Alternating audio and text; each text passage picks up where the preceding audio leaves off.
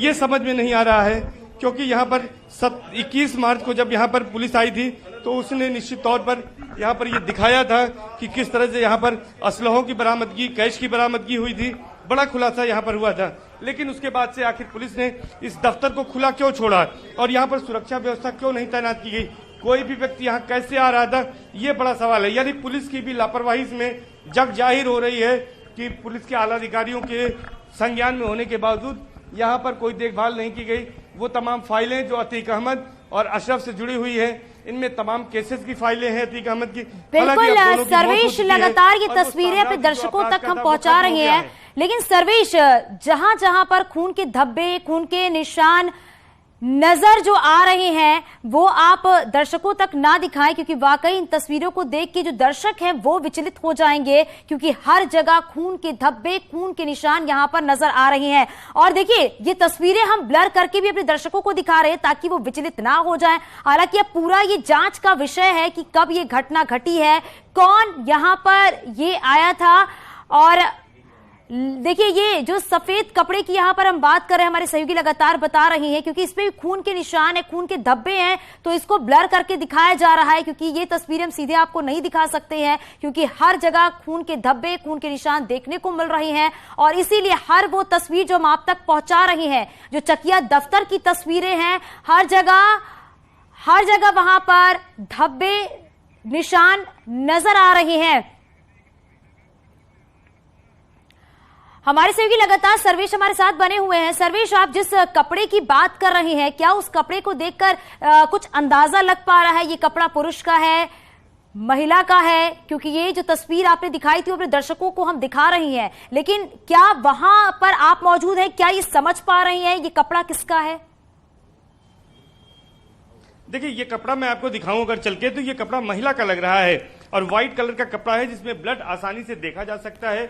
और ये कपड़ा सोफे पर रखा हुआ है, यानी जो इस व्यक्ति का मूवमेंट यहाँ पर हुआ था, इस कपड़े में ब्लड लगा हुआ है। और ये साफ तौर पर देखा जा सकता है कि इस कपड़े में यहाँ पर जो ब्लड है वो साफ तौर पर देखा जा रहा है कि यहाँ पर ब्लड लगा है। और कोई न कोई व्यक्ति यहाँ पर आया था, यहाँ पर कोई घटना हुई, कोई वारदात हुई, जिसके बाद यहाँ पर ये ब्लड दिखाई दे रहा है। और खास तौर पर पुलिस अब इसी की पड़ताल में यहाँ पर जुटी हुई है और ये पता लगाने की कोशिश कर रही है कि आखिर यहाँ पर ब्लड कैसे आया। लेकिन सबसे बड़ी बात यह है कि अतीक अहमद का जो चकिया स्थित दफ्तर था, जो कि यहाँ पर अतीक अहमद के लिए न केवल ये उसके लिए यहाँ पर बैठने का अड्डा था, बल्कि ये रंग महल भी है यहाँ पर अतीक अहमद का। आइए आपको दिखाते हैं रंग महल, किस तरह से यहाँ पर अयाशी के तमाम इंतजाम थे इस कमरे में। देखिए, ये रंग महल है सर्वेश, बिल्कुल सर्वेश, क्योंकि जिस तरीके से आप दिखा रहे हैं, एक एक तस्वीर आप दिखा रहे हैं, इससे समझा जा सकता है ये चकिया दफ्तर में हर तरह के इंतजाम जो थे वो यहाँ पर मौजूद थे। सर्वेश, लेकिन मेरा सवाल आपसे ये है, क्योंकि जिस कपड़े का आप जिक्र कर रहे हैं वो महिला का कपड़ा आप बता रहे हैं, किसी महिला का है वो, तो क्या वहां आसपास क्या चूड़ियां भी आपको नजर आ रही हैं? जी, निश्चित तौर पर किचन के दरवाजे के बगल जो कमरा है वहां पर कुछ चूड़ियां गिरी हुई नजर आई, जो टूटी हुई चूड़ियां थी वो भी हमें वहां पर दिखाई दी थी। यानी कि तमाम जो शक की सुई है वो तमाम तरफ घूम रही है। सर्वेश, इसी बात को लेकर सर्वेश, ये भी आप बताइए जरा, क्योंकि आप वहां पर मौजूद है, जहां आप बता रहे हैं कि जहां पर चूड़ियां भी मिली हैं वो किस रंग का है, और जरा वो तस्वीरें भी आप हमारे दर्शकों को एक बार दिखाइएगा जरा। जरूर थी, ये चूड़ियों के निशान उसी के यहाँ पर लग रहे हैं, क्योंकि कपड़ा जो है वो महिला का यहाँ पर है जिस पर ब्लड लगा है। चूड़ियां यहाँ पर गिरी हुई हैं, साफ तौर पर आप देख सकते हैं। तो चूड़ियां और कपड़ा, ये दो ऐसे सवाल हैं। सर्वेश, लग रहा है सर्वेश, जो आप ये तस्वीरें दिखा रही है, चूड़ी का रंग क्या है वहां पर जो आप देख पा रहे हैं? देखिए, यहाँ पर जो चूड़ी का रंग है वो पीला रंग है। 3 टुकड़े यहाँ पर हैं और एक टुकड़ा वहां दूर गिरा हुआ है, और ये पीले रंग की चूड़ी है। यहाँ पर एक चूड़ी का टुकड़ा यहाँ पर दिख रहा है। इसके अलावा जो कपड़ा है वो खून से सना हुआ है, यानी कि पूरी तरह से यहाँ पर ये बात साबित सर्वेश, कि कोई न कोई। बिल्कुल सर्वेश, क्योंकि आप तस्वीरें दिखा रहे हैं तो सवाल कई सारे यहाँ पर खड़े हो रहे हैं। तो सर्वेश, ये बताइए, जो चूड़ियां यहाँ पर दिख रही है, क्या उस पर भी खून के निशान देखने को मिल रहे हैं क्या? देखिए, चूड़ियों पर कोई खून के निशान नहीं है, क्योंकि चूड़ियां जब टूटी होंगी तो खून उस पर नहीं लग सकता। लेकिन बाकी जगहों पर खून के निशान हैं।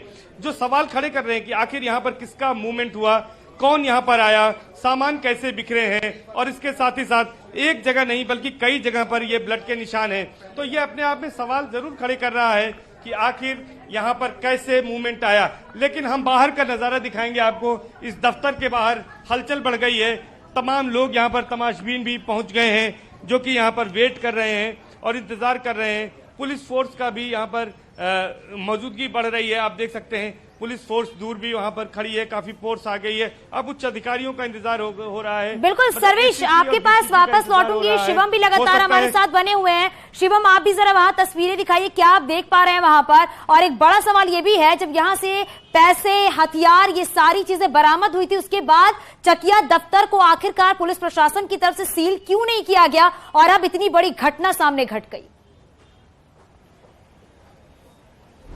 पर पुलिस पूरे इस घटनाक्रम का मुआयना कर रही है। ये वो गेट है जो पूरे टाइम खुला रहता था। मैं आपको दिखा दूं, इसी गेट से एंट्री होती है और इसको जब योगी सरकार ने यहाँ पर बुलडोजर चलाया था, उसके बाद से गेट का एक तरफ का जो हिस्सा है वो टूट गया था और उसके बाद से ये पूरा गेट खुला रहता था। इसमें लोगों का आना जाना था। ये एक कमरा है जो आमतौर पर किसी को नहीं दिखा है, लेकिन यहां भी किस तरीके से तलाशी ली गई है वो विजुअल आप देखिए। पूरे कंबल, कपड़े, फाइलें, तमाम चीजें यहां पड़ी हैं। ये वही ऑफिस है जहां से एसटीएफ ने न सिर्फ 70 लाख रुपए बल्कि कई अवैध हथियार बरामद किए थे। मैं आपको वो स्पॉट भी दिखाता हूं जहां पर एसटीएफ ने बड़ी बरामदगी की थी और उसी के पास ये पूरा घटनाक्रम घटा है। 70 लाख रुपए, उसके अलावा कई अवैध हथियार। ये वही चकिया स्थित कार्यालय और यहां से एसटीएफ ने इसी कार्यालय से जनता दरबार लगाता था अतीक, जहां वहां से लगभग 70 लाख रुपए बरामद किए थे। ये आप दफ्तर देख सकते हैं और यहाँ के ये जो ऊपर के सीलिंग्स है, इस सीलिंग से बरामदगी हुई थी, लेकिन उसके बावजूद पुलिस प्रशासन यहाँ पर निष्क्रिय रहा। न सुरक्षा दी गई, न ही कोई विशेष प्रबंध किए गए। अब ऐसे में इस बात की लगातार सवाल खड़े हो रहे हैं कि आखिर कैसे यहाँ पर इतना खून आया, चाकू आया, न जिससे न सिर्फ एक फ्लोर बल्कि 2 फ्लोर तक ये खून फैला हुआ है। और अब इसको लेकर पुलिस के जो शुरुआती में जांच अधिकारी आए हैं वो पूरे इस मामले की जांच कर रहे हैं।